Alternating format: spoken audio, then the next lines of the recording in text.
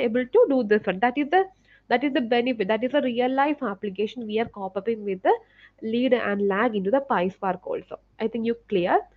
Then the next question will be we have a I will share my screen.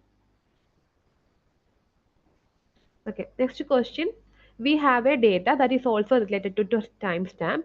A user, one user ID and one login and timestamp, and next one view and timestamp, then purchase, then timestamp. So these kind of data that we can see here. It's like a simple one. Count the number of action. Okay. First will be the count of number of actions we need to be finding. Okay. How many action you need? Just simply take the count of data frame.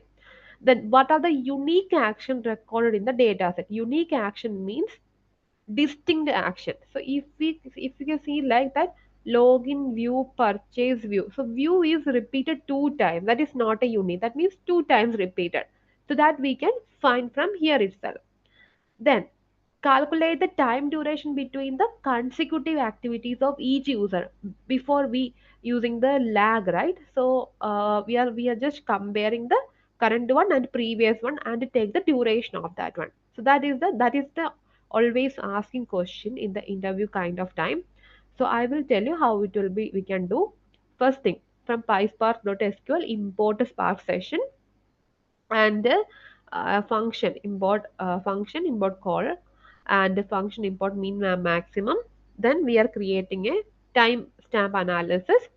Then data equal to we are adding here columns also, user ID, action, timestamp, create spark dot create data frame, data comma column we are passing.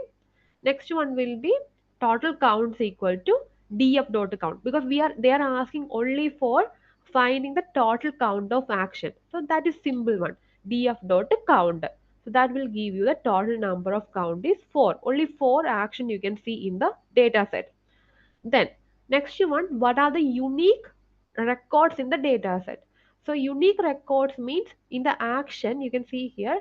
I already mentioned this is called action. In the action you can see like login, view, purchase and view. These are the items are available. What are the unique action recorded in the data set means you need to select that df dot select of column, then distinct, that action dot distinct.